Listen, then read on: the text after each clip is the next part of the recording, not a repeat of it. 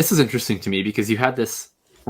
This is a brief pivot into an Amon-Ra discussion that I didn't intend on having tonight, but we'll have it.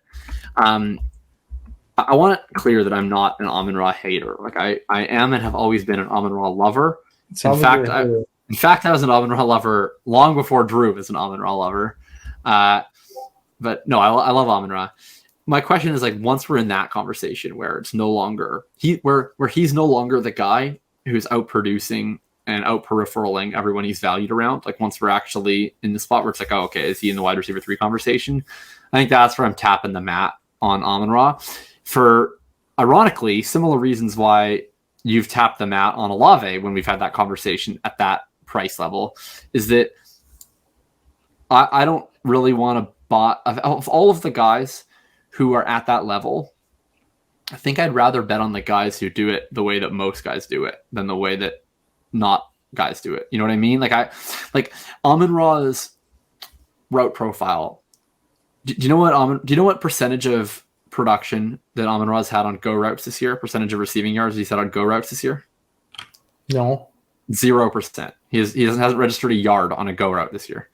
You mean to tell me there's an entire route that Amon-Ra has not been taking? Yeah, one of the most popular routes for a wide receiver, the route where the wide receiver position as a whole has the highest percentage of its yardage. So he is scoring 18.1 fantasy points per game, and they haven't even utilized him in one of the routes yet? The sky's the fucking limit. So let's go. I mean, I don't even have my stats pulled up because I didn't know that we were going to even talk about Amon-Ra on this show. But okay, so Amon-Ra's is 6.1, right? So that's 96. His air yard share is 23.6%, which is 48. Now, I don't think that this dooms him to anything. It's just that normally when we've looked at the ceiling for this type of player, it more often looks like a Keenan Allen than it does, a guy that we want to talk about as the wide receiver 3 in Dynasty. My thoughts on Amon-Ra are this. I think in the offseason where people got it wrong is people viewed him as an inferior goods player. Have I brought up the inferior goods trope on the show before? I don't believe so. Do you know what that means? No. Okay, so like, didn't you take economics or did you take business? Well, I took business, but I took like intro to economics or whatever. But like I took economics literally 20 years ago. Right. Okay, it's been a while. Okay, so like inferior goods are basically just products that do better in adverse economic conditions. So like canned food, for instance, is an inferior good, where it's like if economic conditions are really bad, more people want canned food. Most goods aren't that way, right? Like normal goods, the better the economy is doing, the more money people are spending, better things are going. And so I've used this term to talk about like fantasy football assets who do better when things are bad, like where their success usually means the offense isn't succeeding. I think that, right. Like it's like, this is like players where this is like an inefficient store of offensive production and they're only doing it because the offense isn't good. And so they don't have any other options. And I think that's kind of how people viewed Amon-Ra coming off the offseason, is like Hawkinson was out, Swift was out, all the volume had to get funneled to Amon-Ra St. Brown. This guy's not actually very good though. And my argument against that was that actually their offense got way better when Swift was gone and Hawkinson was gone, and they started focusing the whole offense for Amon-Ra St. Brown. Their offense got like more efficient. Like he wasn't posting absurd efficiency. Like there is a correlation between yards per target and ADOT. Like it just tends to be that the most efficient wide receivers per target are the ones with the highest ADOT. But when you solve for ADOT, he was a really efficient wide receiver on a per route basis. He was creating dynamic offense for them. And I think a more favorable comp would be like a Debo, where he's not a guy that is reducing the efficiency of the offense or just stepping into the void when nothing else is available. But at the same time, he's doing things in a way that most wide receivers who score a lot of points don't do them. And my concern is most offenses prefer to operate around outside receivers running downfield routes. And the Lions have not been one based on functioning their offense around Amon-Ra. And I guess my concern is like, how long is Ben Johnson going to be the OC? Almost certainly not beyond this year. He's going to get a head coaching job. He's been tremendous. Will the next OC continue to use Amon-Ra in this way? Will they continue to use their offense around this player? Will they prefer to orient things in a different way that makes Amon-Ra not bad, but just not this elite.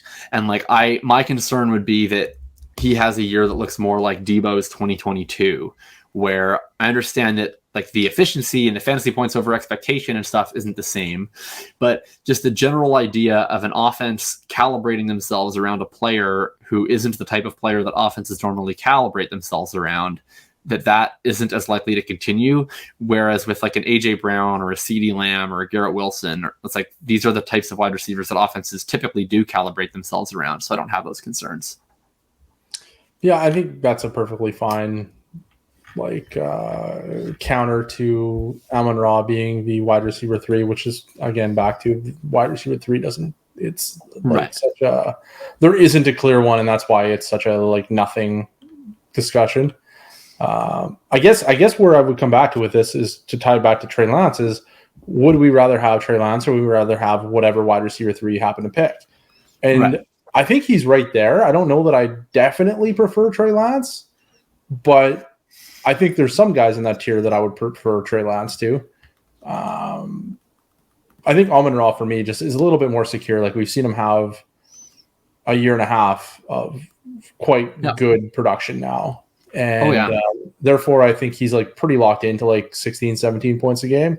Maybe he's not going to be an 18 to 20 points per game player, but he's probably going to be a back end wide receiver 1 forever. I'm inclined to agree. Like it's very much different where in the offseason, it was like the question was like, is this guy going to stick in the NFL? And I was like, yes. And then it was like, but then what would his ceiling be? And I'd be like, I don't know, probably Keenan Allen. Wouldn't that be great? And everybody like, that's pretty ambitious. And now it's like, I'm like, his ceiling might just be Keenan Allen. And it's crazy how that's changed, but it's hilarious to say that because I think a lot of people would be like, oh, Keenan Allen, great, like perennial wide receiver 1. And then you look at it, it's like, how many years did Keenan Allen really make an impact on your team? Well, the point is, it is great. Him, and it is great, right? In the offseason, he was valued as what? Like the wide receiver 30, right? Mm-hmm. In the offseason, there was no need to hand wring about a Keenan Allen ceiling. If I was like, look, you have the chance to draft a 22-year-old Keenan Allen as a wide receiver 3, and it'd be like, yes, obviously I want to do that. Yeah. And now it's like, I think there's a chance that he's a 23-year-old Keenan Allen. And it's like, well, might be a little rich then. But I mean, that just owes to how much has meteoric rise, which is incredible. Like, to be clear, I think that any risk of like J-Mo just coming in and stealing his lunch is like just bitter people who were wrong about him on Twitter continuing to be wrong. Like, Amon-Ra is for real. He's here to stay. It's just my question is he here to stay as like a 20 point per game guy, or is he going to be a 15, 16, 17 point per game guy? I don't know. I think it's entirely possible he still is a 20 point per game guy. It's just, I think that he has some risk of falling back a little bit. Yeah. So I guess with Trey Lance, then I think he's right there for me. So wherever you're drafting the wide receiver 3, that's probably where I'm drafting Trey Lance this year. Okay. There we go. Same area of the draft. I don't know. It depends, depends on your QB scoring settings and things like that. Like maybe I prefer Trey Lance in some instances and I would not in others.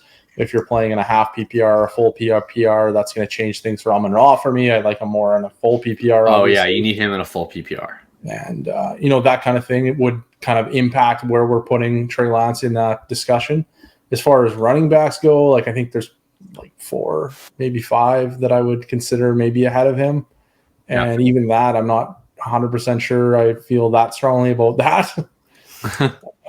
And then at tight end, like, are you taking Kyle Pitts or Trey Lance at this point? Oh, obviously Kyle Pitts. I think I got to take Kyle Pitts too. I mean, that's not, but I wouldn't even have them in the same tier. Like I'll still be drafting Kyle Pitts the 1-2 turn. Well, I'll just draft him wherever his ADP is where I'm at. I was going to say his ADP is quite a bit lower. Like you could Kyle Pitts after all these guys we've been talking about was wide receiver. Yeah, well, I'm not going to risk it. So I'm not going to risk it. There's not a chance I'm taking more than 2 wide receivers ahead of Kyle Pitts. It's not even a consideration. Yeah. I don't actually like just don't give a shit about Kyle Pitts' ADP. It's wrong. I don't care. You're just picking him at 101 no matter what? Well, no, but I'm going to pick him where I have him. I'm going to pick. I will take him last. I will take him last of the tier that I have him ranked in, of which he is not ranked last. Does that make any sense? Kinda. There is a tier. There will be a tier in my rankings that Kyle Pitts belongs in. He will not be last in that tier. He will have the lowest ADP of that tier, And so thus I will take him last of that tier, but I will not take players in the next tier ahead of him, even though they have higher ADPs. Makes perfect sense. Makes perfect sense. Okay, so Trey Lance, we're talking probably round 2, maybe round 3-ish. Okay. So we're going to be drafting Trey Lance. And we're definitely drafting Trey Lance. We're not avoiding the Trey Lance. I mean, here's the thing, right? Worst case scenario, we've talked so much about how bad quarterback is in the NFL. Like, just from like a market dynamics perspective, like the free market of the universe will just not allow Trey Lance to not be starting games next year if he's healthy. Like, it's just not going to happen. Like there's just not going to be coaches that are just willing to accept Trey Lance being on a bench somewhere while they're starting Andy Dalton. Like, that's just not going to happen. So now I do think it's fair to view Trey Lance's dynasty value as inherently tied to him staying in San Francisco. Like, it's just such a better situation than any other possible situation he could be in. That, like, yeah, if they sign Tom Brady and Lance gets traded somewhere, that's legitimately bad. But I don't think that the floor is just 0. Like, the floor, Trey Lance was a 3rd overall pick who has done nothing wrong. He is going to get a chance multiple seasons in the NFL to start games and prove himself. That's going to happen. Absolutely. So, last topic. Oh, no. I want to go back to one before. You had asked me, where does Brock Purdy sit in pre-draft grades? Yeah, that's true. I looked it up. Yeah. He is a bulletproof pre-draft prospect. Oh. I did not expect that. So we should be buying the shit out of Big Cock Brock. Well, like, I don't know. This makes me very sad that I blew all my fab on Sam Ehlinger. Yeah, Sam Ehlinger was a terrible pick. I would much rather have Brock Purdy knowing this than I would. Because I have Brock Purdy on only 2 dynasty teams, mostly because I like blew all of the fab on Sam Ehlinger because I was just like, well, what's going to come about that's better? And Brock Purdy unfortunately came about. Yeah. So can I share something really interesting about the Brock Purdy profile? Because I remember I have like big time Brock Purdy regrets now. This sucks. In doing the Devy rankings for the last few years, I used PFF passing grades. Yeah. And I remember like kind of being flummoxed because no film grinders really seem to be into Brock Purdy. But as an 18-year-old, he has the 2nd highest. He also started a million years in college, right? 4, I think. Yeah. But 18, 19, 20, I don't think that Iowa State ever played a game during his time on campus that he didn't start. No, I think he played every single game. Yeah. And he had an 88.0 PFF grade. The only player with an older or with a higher age 18 PFF grade is Trevor Lawrence. Wow. And right below him, Deshaun Watson. Huh. So I'm having big FOMO that I only have him in 2 leagues. I want a lot more Brock. I should have been drafting Brock Purdy in rookie drafts. We should have been picking him up on waivers at the very least. Yeah, where were you all this time? Because I didn't have the damn formula right on the day 3 players because I didn't go that far. It's terrible. So there was this is a catastrophic error in the process. Next year we will have the process if there's fully implemented through all round 2 and 3 players. Let's say there's no trade deadline. What would you pay for Brock Purdy right now? Maybe like a late 2nd. Wow. Early 3rd? We get it done a late 2. Oh, I imagine you would. But he's starting for sure for the next 5 games. And it seems as though he might be like an NFL player for a long time. Like he could just be like a floating around backup, like a Gardner Minshew type. That would be like in demand. He could also go the way of like a Nick Mullins and just like completely disappear from the world. Like, who knows? Late seconds.